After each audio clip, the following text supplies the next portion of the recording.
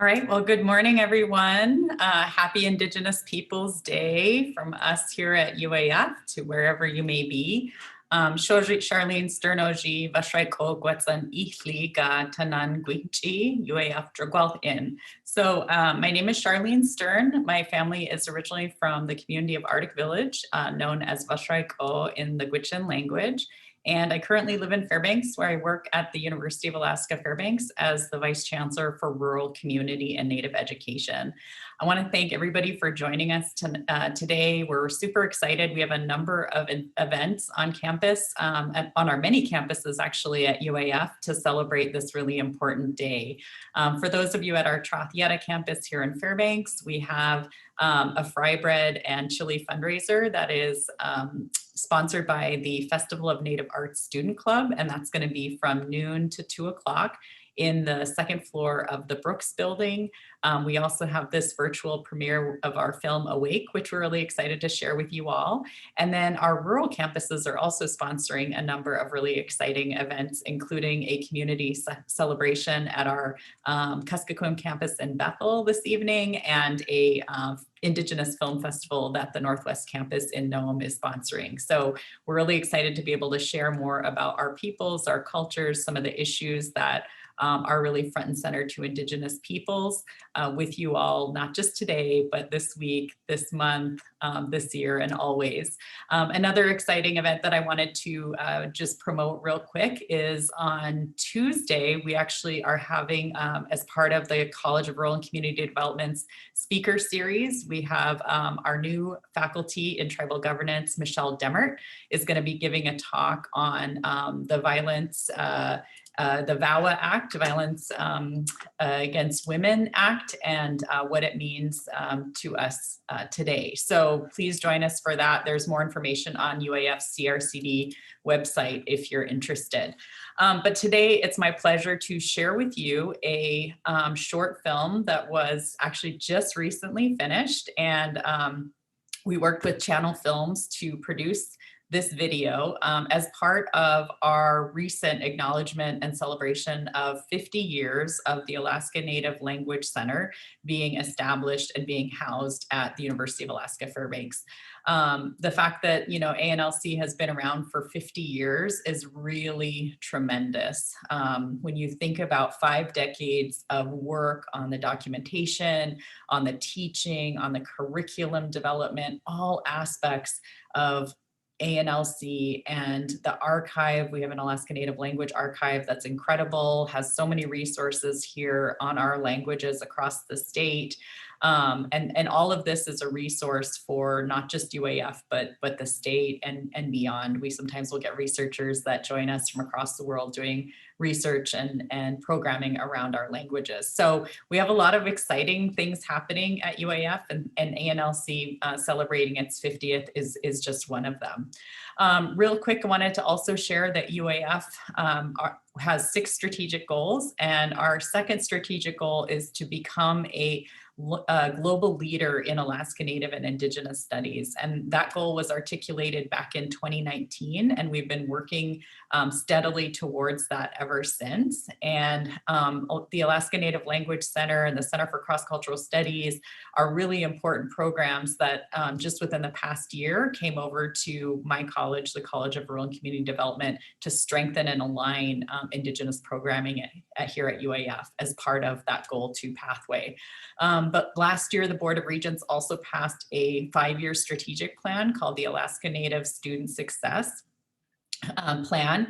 And we're really excited here at UAF. We had a team that worked on developing some broad overarching goals for ANSI, as it's called. And we've been really working hard over the past year to move from goal setting into implementation. And I'm really excited to say that one of our goals is to have a UAF workforce that resembles the population in Alaska that we serve, which is 20% or more American Indian Alaska Native.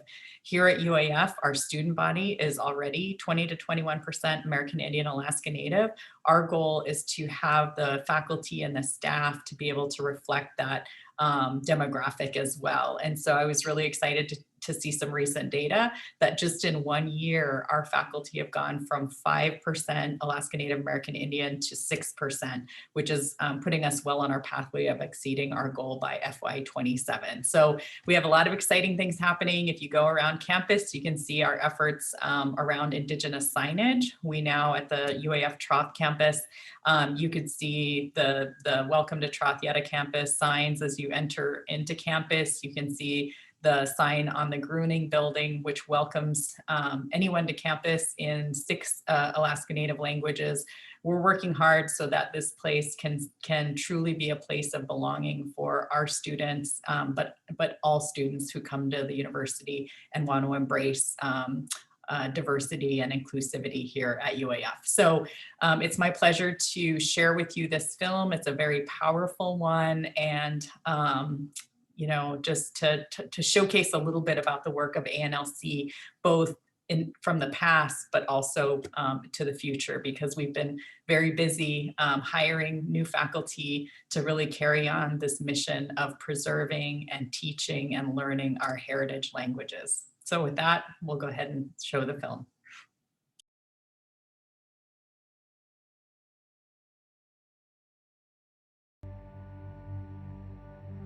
When you know your language, I feel like you're a lot stronger in your identity as a Native person.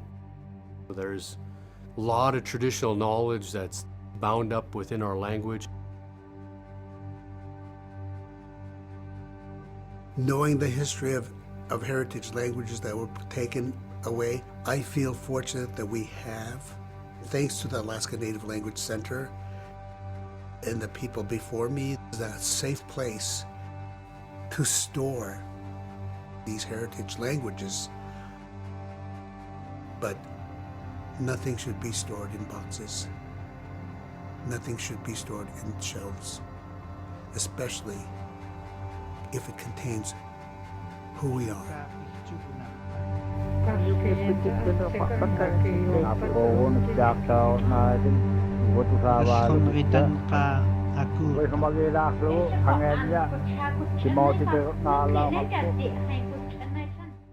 Waki Charles, a director of Alaska Native Language Center by way of Imangak.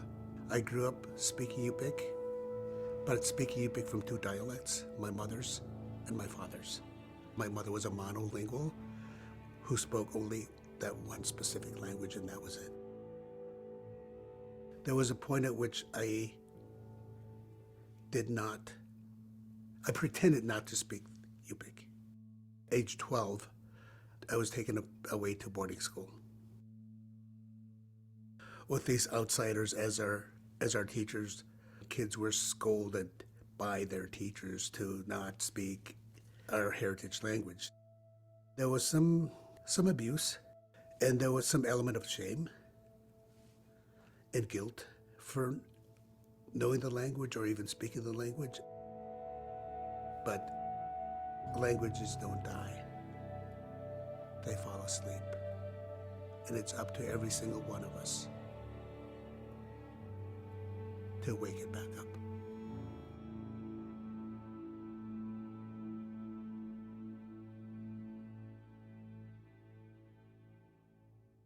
Akiachuk, Alaska, an Eskimo village located on the banks of the Kuskokwim River. For years, from the moment the children started school as first graders, the language of the school has been English exclusively. Now, a special program is underway at Akiachuk and some neighboring villages, where the children are learning English as a second language. The center was founded because bilingual education was beginning in the rest of the country. Alaska Native languages fit within that rubric as well. The best way to handle it for them and for everybody was to teach them in their first language. One of the biggest pieces to the puzzle was obtaining materials written in the Eskimo language of the region. Linguists at the University of Alaska have been working on the problem for several years. School books for native language programs were very important publications. They were busy translating stories into the Eskimo language, illustrating them, and writing new stories. In some cases, the stories were traditional ones, being written down for the first time.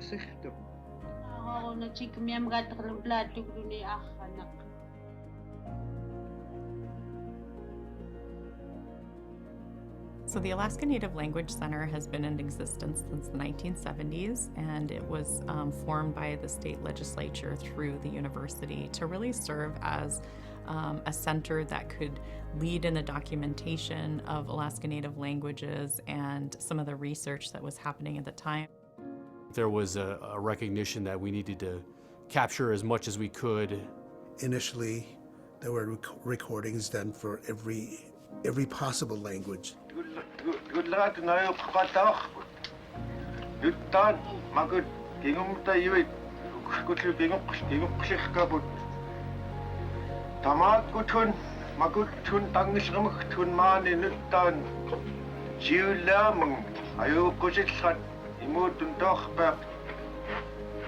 One important highlight was teaching native languages at the university. This was the first university in the country to have bachelor's degrees in an indigenous language. 42 years ago, I came to the University of Alaska Fairbanks as a freshman, and that was my first formal exposure to the written form of my heritage language. I felt how safe it was for me to speak the language, use the language, learn the language, analyze the language to where I wouldn't stop. And so that became my passion to learn anything and everything about my heritage language that was almost taken away from me. The language programs have evolved, and now there are 3 native languages taught: Yupik, Inupiaq, and Gwich'in Athabascan, and all of these are taught by native teachers.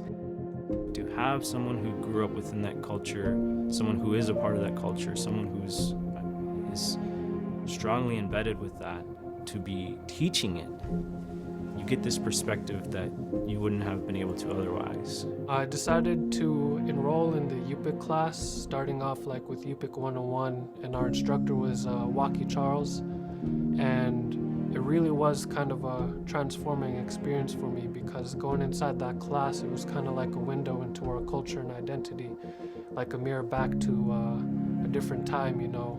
Every time I sat in his class, there was like, wow, so this is what we're going to learn today. If you want to learn as a beginner, it's there for you. All you have to do is sign up for it. I have this opportunity to see and witness these young souls who are hungry for their languages. Alaska Native Language Center is the big umbrella of that encompasses Alaska Native Language Program. The teaching side of teaching our languages in the classroom. It has academic programming, so certificate, associates, bachelor's degrees. And then it also has additional services to the public. We manage a bookstore with our own in-house editor, which has a huge global impact. We are able to actually publish texts that have research around our languages or dictionaries. We've routinely have orders for 40 books at a time, 20 books at a time. We supply that knowledge and try to get it everywhere. The Alaska Native Language Center also has the Alaska Native Language Archives. I was searching through the archives, just looking, seeing what's there, because there's just so much there. And I ended up finding stuff with my grandfather's name on it. Some postcards, some newsletter type stuff. It was really neat to read things like that and to read in my grandfather's words, just things about his family, what he's doing. We're also looking to expand our archives. In these walls of the archives, the stories of your grandfathers or your great-grandfathers and your great-grandmothers. This is our, and I mean the whole state's, archives. It's my hope that regardless of your background, you learn to speak one of the Indigenous languages. Last year, A decision was made by the Board of Regents that had a lot of support to bring the Alaska Native Language Center to the College of Rural and Community Development to create better alignment with some of the Indigenous programming that CRCD already offers. It's really our role as stewards of this invaluable knowledge and resources that ANLC has to build up the program so that they can effectively be supporting revitalization and research efforts. The ANLC is uniquely positioned to do that work and to build that community and to serve as this bridge between these outlying communities and the university system. I'm excited about expanding into new language areas. I'm excited about deepening our bench of language teachers. There's this kind of new movement to reclaim one's own native language and culture. And I think as time goes on, we'll see that movement grow and more people, look into their own culture and identity and learning it. And I think that'll really help towards preserving our language and cultures. I see it more and more, especially in younger people. They're feeling proud in who they are. They're feeling proud in their languages, and they are eager to learn. It'll be my first semester of teaching, and something I'm really looking forward to because I've always wanted to be involved with passing down our native language and culture. Our people are finally recognizing that the Alaska Native Language Center does belong to them. And it is my mission as the first Alaska Native director that I widen these doors so that people all over the state from every language have access to their heritage language and the stories of their ancestors. What kept me from losing it completely was my mother, who never spoke another language. As I was completing my dissertation for my PhD in linguistics, I wanted to dedicate all my work to my family. And I wrote it in the Yupik language, in my mother's dialect. At the recent parent-teacher conference, it was gratifying to me to watch the expression on their faces as they listened to their children read in their own language. They were so proud. You're not alone when you have that language and you can go to somebody and hear it. It's like being brought home as a kid. You hear it, you feel this emotion of something that was positive and good, and you remember those elders and you remember those good times. And it grounds you, but it also reinforces what your responsibilities are. And when you have responsibilities, you don't want to let other people down. All of that is within our language.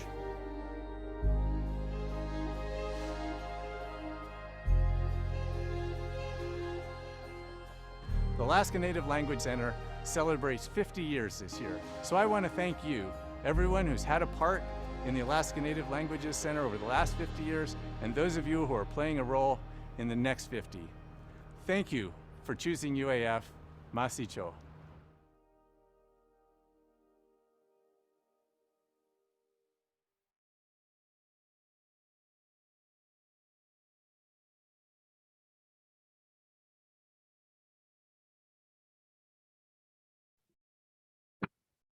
Hi, everyone. Thank you so much for joining us today. I'm just going to set up the view. I should be able to see it. But yeah, thank you so much for joining us today and watching this film. We've been so excited to share it with everyone. It's been a process of putting it together. My name is Maggie King. I am the College of Rural and Community Development Communication and Marketing Lead. And now I'm really excited to have join us Alex Troutman and Howdis Brown from Channel Films. We're the ones who made this video, and we're going to get to join them with Dr. Walkie Charles and have a conversation on the process of putting this together, some of the goals, and then answer audience questions at the end. So Alex, Walkie, Howdy, do you guys want to turn on your videos and we will get started?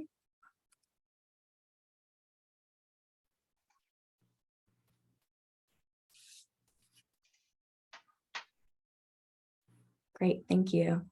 And yeah, I see someone has already used the Q&A feature. If you have questions throughout as we're talking, please put them in the chat or using the Q&A feature, and we'll have time at the end to answer audience questions. But for now, maybe we'll start, just because it's on my screen, with Alex, and then move to Howdy and Walkie. If you guys want to introduce yourselves and talk a little bit about kind of why you're on this panel and what your relationship is to the film that we all just watched together.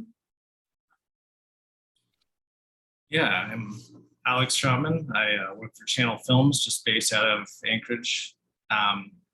Been with Channel Films for about a year now, and they kind of joined as I was kind of friends, and then was happy to join their team about a year ago, and it's been fantastic. As far as this project specifically, we were reached out to some months ago and asked if we were interested in kind of helping build this video out together. And we jumped at the opportunity. We were flattered to be considered. It's been just a lot of fun. And me specifically on this, I've been the director and kind of the main editor. But yeah, it's just been a lot of fun, and yeah, that's me.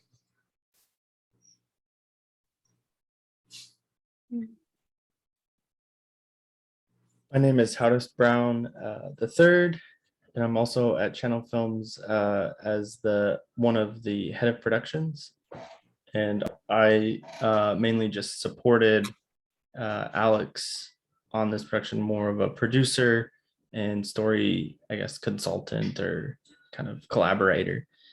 And just same thing with as Alex. I mean, once we heard about the opportunity, we were like just incredibly excited to dive into it and learn about it.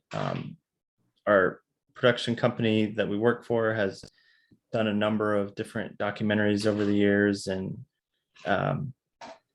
some of them touching on language, but this was, I don't know, it kind of felt like everything was going and heading towards this story, and it was a pleasure to just actually listen to everybody during the whole process. There's lots of good interviews, only so much makes the cut.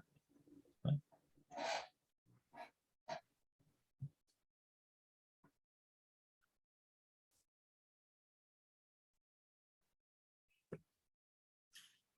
Walkie?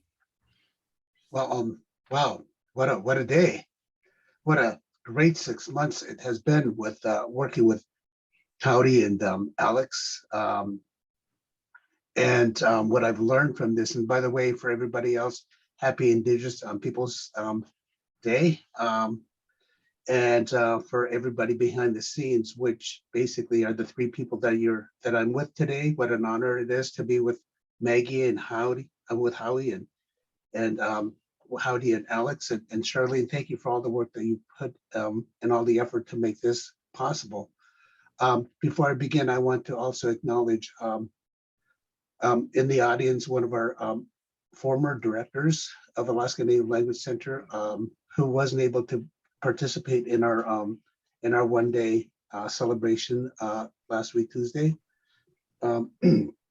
Dr. Larry Kaplan, welcome, and yeah, it's nice to see your name on the guest list.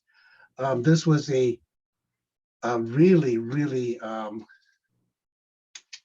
I don't know how Howdy and Alex were able to select just bits and pieces of the hours and hours and hours and hours of interviews that they did, and to select like the core or the meat of this to share with the audience, with our audience around the world.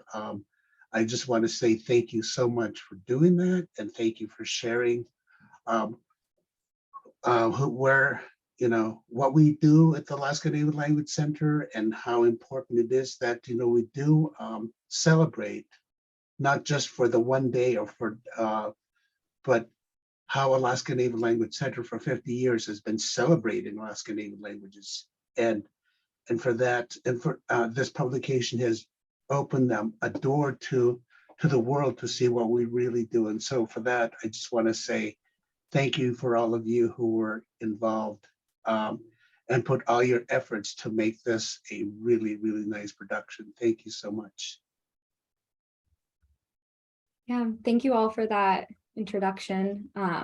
We have a few prepared questions that we'll talk through as a panel before we open up for the audience. And yeah, I just want to highlight listening to Alex and Howdy say how excited they were to work on this film. I know when I sent the initial email request, I got a response from Channel Films within 2 minutes. They're like, yes, yes, yes, yes, yes, yes. And it's been just so fun to work with them since then. But yeah, so the first thing, I was wondering if you guys could share a little more about kind of how this film came to be, what the process was, starting from that initial yes email 2 minutes in, and some of like the goals that we talked about in the beginning for the creation of this film. And you guys can just popcorn however feels right. Yeah, so I think Howdy was kind of in those initial kind of back and forth after you emailed. But obviously we're like, yes, we want to be a part of this. So, you know, in terms of the goals, it was definitely our goal just to sit and listen at first and just like take in everything we could. Just, you know, I had very limited knowledge, you know, of the history of ANLC, and, you know, I didn't quite yet know, you know, what, you know, your hopes, you know, and what was in the works for the future at ANLC and ANLA and kind of everything under the big umbrella. So, you know, we just wanted to talk with everyone there, you know, find out their stories, see everyone's backgrounds, and then just kind of approach the project just with kind of open minds, and really it was everyone there. It was just all the interviews started building up our understanding, and you know, just kind of the character of ANLC, and yeah, it really just kind of took shape. I'm not sure that we had so much like influence on it. It was kind of just opening it up to the people, to Waukee, and just everyone there. It really kind of just took its own shape. Do you want to add anything to that? Just in time, I think my dog stopped barking. Yeah, I mean, it kind of was something we, in those initial conversations, got to hear about Waukee's experience and a little bit about kind of his vision for what the piece needed to cover, and also what UAF obviously also was kind of interested in pursuing with the piece itself, really to celebrate where you know, the ANLC was today. And I think once we heard all of that, we were like, yeah, this could be a much longer piece. This could be, there's so many great stories throughout its history. And really, we wanted to kind of narrow that down and find, well, what is going to be the right kind of story to follow. And it ended up kind of, yeah, just working out through the people that we talked to. They're all incredible at what they do, and it kind of just showed itself. And Alex and I talked quite a bit about, we could go this way or that way, or, you know, if we wanted to be more informational. But I think really that's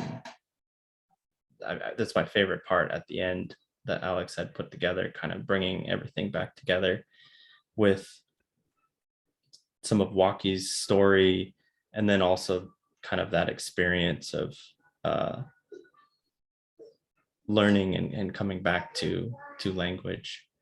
But I'll pass it back so we can keep moving. I could talk about it for a long time.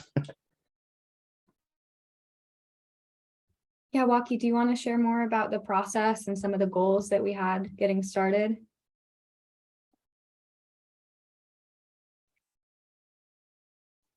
Thank you, and thank you, Howdy and Alex. And yeah, of course, there was lots of conversation. And Maggie, we did talk as well. And so we had a planning committee. We met for 6 months, about 6 months, I think. And there was just so much to cover, and yet at the same time we had. And we were in conversation with Howdy and Alex about how many minutes do we have? How many minutes do we have? There's about 7, maybe 9 minutes at the least, or at the most. And so how could we take the history of Alaska Native Language Center, all 50 years of the history of Alaska Native Language Center, and taking all that story and funneling it down to those 7 incredible minutes, and how could we do that?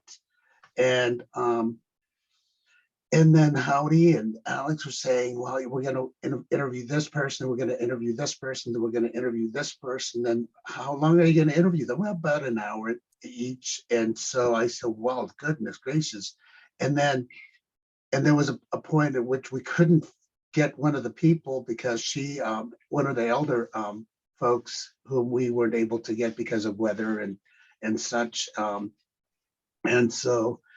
And they said, well, we'll make it happen. We'll make it happen. Well, it didn't happen because of weather and yeah. But what we did, or what Howdy and Alex did gather, was so, like Howdy was saying, so much information, yet they were able to take a SEV, and take out well, I don't know, because they're the ones who did it, but I think that they've, taken the cream of the crop of all this, and were able to bring out the best about of the history of Alaska Native Language Center, what it stands for, and what it means to us as faculty, staff, and people, students here at the university, and the connection to the people who hold these languages all over the state. Alex was talking about, well, I didn't know what I was getting myself into, or little did I know about the history or even the languages about Alaska, and yet he was able to find ways to position himself in finding the ears and the eyes to collect all this information that we didn't even know that existed, and the behind the scenes kinds of things, and how they were able to create this masterpiece, this collage of information, that, and the whole idea behind all this is, where is language? What is language? And where do we go today? What do we prepare today about language for tomorrow? And tomorrow being, the future for the next generations and stuff. And so I think everybody did, once we saw, the bits and pieces that became the 8 minutes or 9 minutes of film. I remember seeing it for the first time. We saw the draft, and Dr. Stern, the Vice Chancellor, she said, she goes, wow, that was a lot of mic drops. And yeah, and it was, you guys really, I don't know how you're able to do that, because there was a lot of information, and yet you were able to select those that you felt and we feel are very critical pieces of conversation that identify who the Alaska Native, what the Alaska Native Language Center stands for, and how it connects to the people who own the language. I'm going to stop here because I mean, I could talk forever, like Howdy was saying. Yeah, thank you all. And Waki, as you were talking, I was remembering some of our first meetings when you were really sharing how, you know, these are heart languages of this place, that there's so much emotion and connection, and that this film is about a lot more than ANLC. It's about language revitalization in Alaska as well, and some of a part of that history.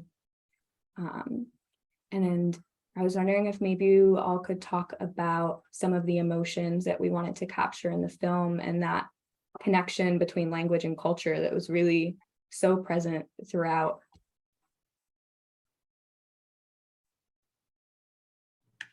Yeah, I would say that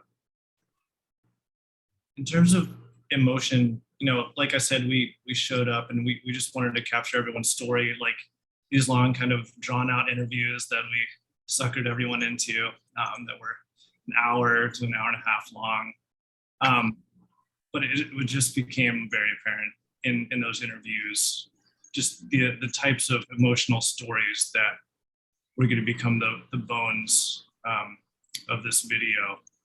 And so, yeah, I'm not sure that there's, you know, we were like showed up with anything in mind that like, oh, this needs to be an emotional piece, or let's make sure we highlight this or that. It really,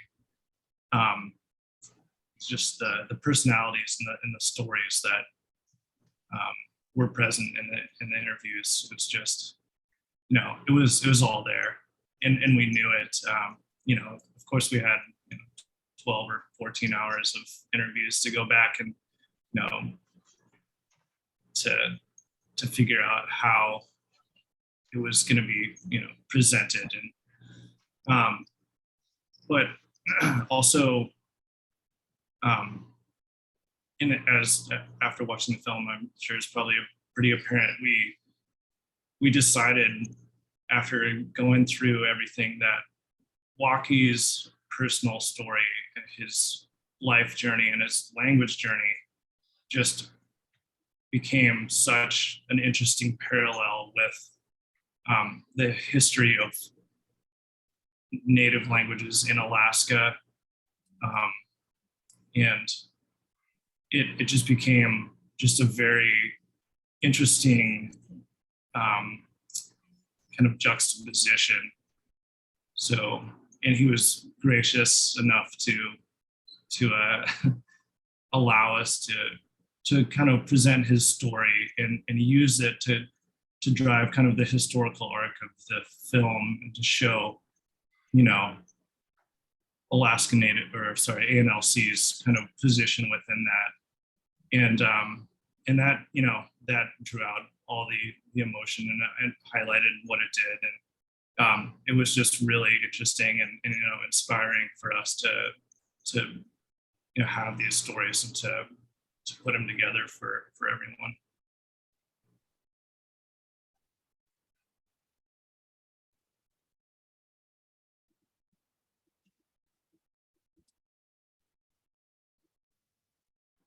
Does anyone else have anything to share on that topic? I could speak to something that kind of came to mind because I was reviewing the questions again. And I think one kind of question that we had moving into the project was just where language was at today. And we asked everybody that question, kind of where, how people were feeling about it. I know that I had heard previously, just filming for a language summit, maybe a month or two later or earlier before this project, and that kind of was on my mind and our minds on crafting that question. And you know, I can't speak to, I don't think it was exactly everybody, but I think it was most people came back and said they were hopeful. And I think like that was a really inspiring thing to hear and try to incorporate into the piece. Was so much of what you do here or what has happened has kind of been a little hard to process, of like what is the future of that, and seeing kind of these great people work at teaching it, revitalizing it. I think that was something that kind of stuck out. And I think even that experience of being Alaska Native myself, and Alex as well. I mean, we have that story of we were not we did not grow up with the language, and now my daughter is learning part of it in a preschool. So like even if you're not Alaska Native, I think like there's just something missing altogether for the experience. And I think that was something that stood out to me, is just the hopefulness, the kind of exciting, the looking forward kind of emotion. Yeah, and to piggyback on that, thanks for bringing that up. Everyone that we interviewed, you know, it came up time and time again. It's like, this is for everyone. Like, it's important that this goes far and wide. Everyone has access to it. So open up the doors. Like, let's, you know, it's important that everyone knows that this is their resource. This is really touching us, really powerful for us to just be there and just like interview after interview, same thing coming up, and people just very adamant, very forward about that. It was really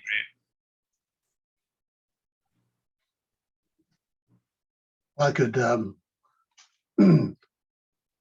I could listen to both of you and forever.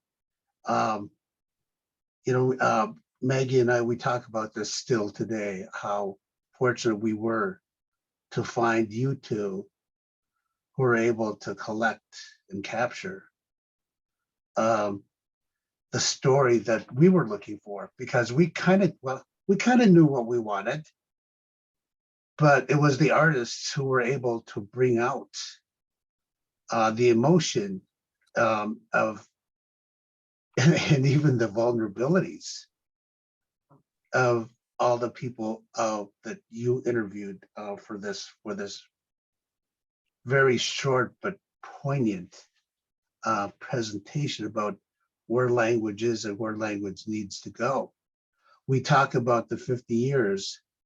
It was just the 50 years of ANLC, but but you also capture the 10,000 years of language in a way because of the expertise that you carry. And I just want to, publicly thank you two young gentlemen who are able to find that space to ask these critical questions, these and to open up the vulnerability in every single one of the people that you interviewed.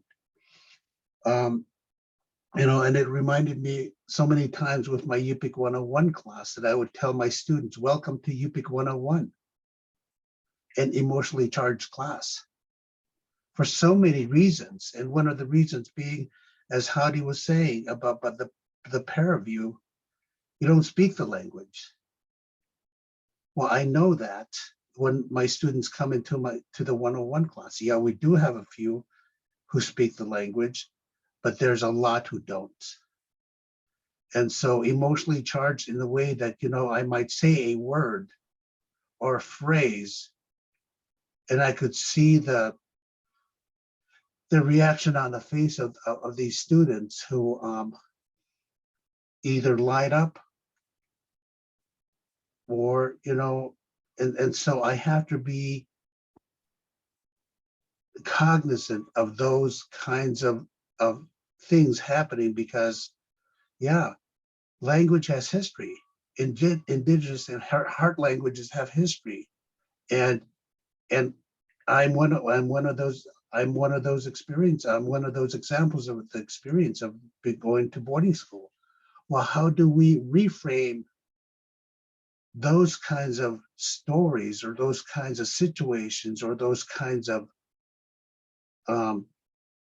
what have been for many traumatizing experiences, and reframing those and recognize how critical it is for us language keepers, those of us who survived, our survivors who have gained access and membership into our heritage languages, and also learn ways by which to share that as teachers, as facilitators of those heritage languages,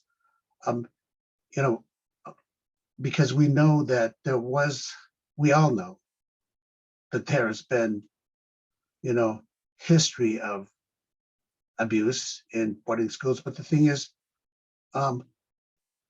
when was it? Just recently, I was talking with someone, and we can't wallow in those in the past because we have work to do for the future. Yeah, we need to recognize the fact that it did happen, but what responsible do I have as a language holder today to make certain that history doesn't repeat itself? Thank you. Thank you, Walkie. And to echo what Alex said, thank you for sharing so much of your story to be able to capture all of the emotion that went into this film. It was really powerful. I think, so I'm looking at the Q&A. We have a few questions that have come in. 3 of them are about where to find this film after. It will be available online and accessed through the ANLC website. You'll also be able to go see it in the Museum of the North. It will be on display, on rotating display there as well, hopefully starting in the next week or two, once we make that connection. So that's where you can find the film after. Someone else also asked, is there a plan at this time for producing a longer production as a way to include footage not used for this piece? I can answer that. Hasn't been discussed as a plan, though. I know we're looking for excuses to keep working with Alex and Howdy. So that's, an interesting idea. I know there's a lot of knowledge. Like they said, they captured like 12 or 13 hours of interview to condense into this 10-minute film. And that's, I know, just a small piece of the amount of knowledge that's held at ANLC. So I'm sure we will find ways to collaborate going forward. Does anyone have any other questions before we kind of wrap up with some, what we want to take away from this film? You can either put it in the Q&A, chat, or raise your hand.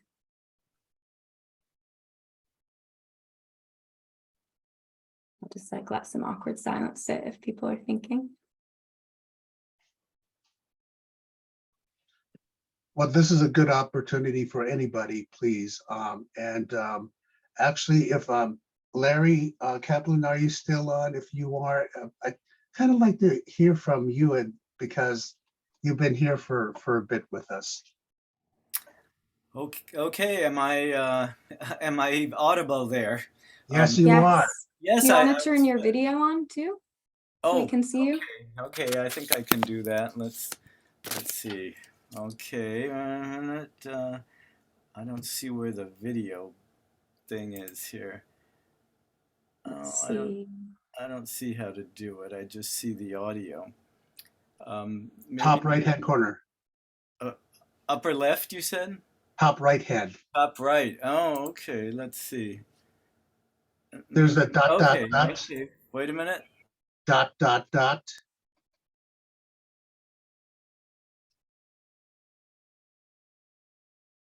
And now you're mute. Unmute yourself, and then there's, after the mute button, there's 3 dots. Click on that, and then Okay, I There think you I've are. got it there now. you are. Yeah. Yes, yes. Hello, everybody. I really enjoyed seeing the film. Thanks to all of you who made it possible, and I was happy to be able to contribute.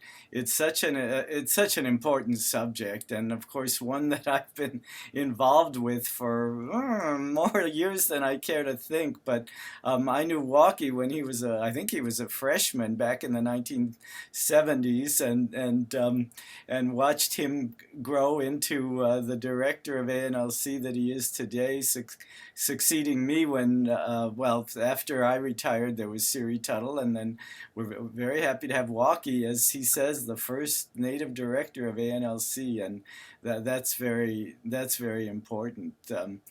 It's a subject that people are increasingly interested in, is maintaining our native languages and keeping them as spoken languages and documenting them and keeping the archive. There's a lot to be done, and this film lays that out for people. They can hear the story and find out where we've been and where we're going, I hope. So thanks to you all.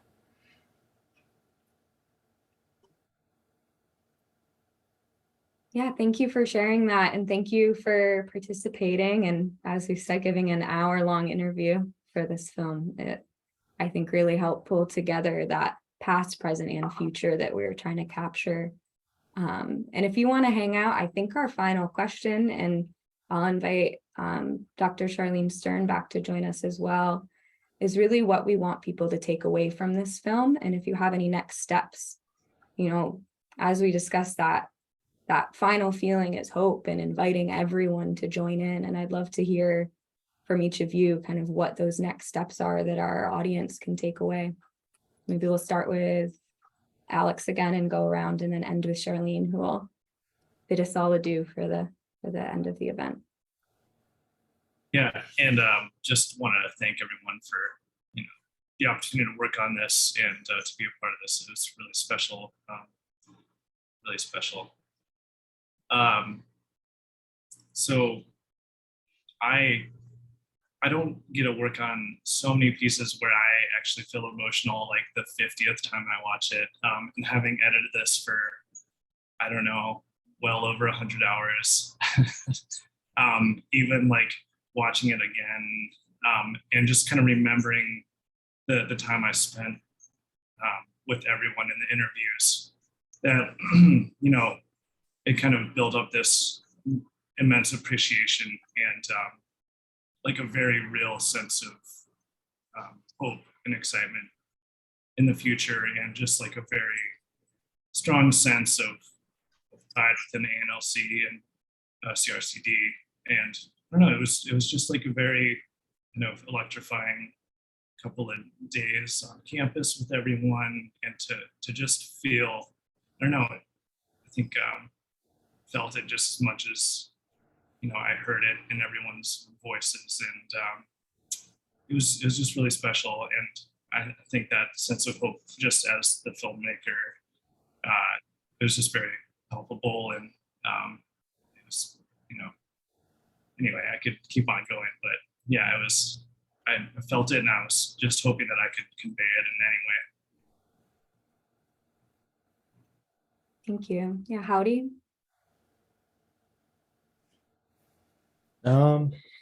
As far as a kind of takeaway, I think it's just a short answer for me. Watching the piece again that Alex had edited, and it's like everybody should learn a heritage language. Should learn. I mean, these resources are there, and it's really exciting. And and the people teaching and had worked on this are incredible, and it's an exciting experience altogether to be a part of it. Thank you. Yeah. Thanks. Dr. Kaplan, do you have any closing thoughts or charges to the audience? I do. I just want to say, anybody interested in this subject, and if you're listening now, you are interested, learn what you can of a native language. Expose yourself to a native language, and whatever you learn will be appreciated. Learn what you can and use what you learn. And speakers of the language and of the community will appreciate what you do, and you will be very happy, because these are small languages in terms of numbers of population and speakers compared to large world languages, and it's a very different experience learning an Alaska Native language. They're intimate languages. You'll be part of a small group of people that know the language, and you'll be very happy for what you do. So that's my encouragement to you. Thank you. And Waki? Wow. Yeah, I'm ditto with what Dr. Kaplan said about take a language, learn the language. This is your opportunity, your time, and I'm humbled this semester, to have hired, and thanks to Charlene and all the wonderful people behind me, to hire as an adjunct professor one of my former students. To teach Yuhtun 101. I do not like sharing Yupik 101 to anybody else, because I want to be the one who opens the door open the hearts and the souls of these people who want to learn the language. But this kid is that good. He came to my class several years ago not knowing the language. And today, he's teaching Yuhtun 101 because he can. And same with Howdy, and Alex. Yeah.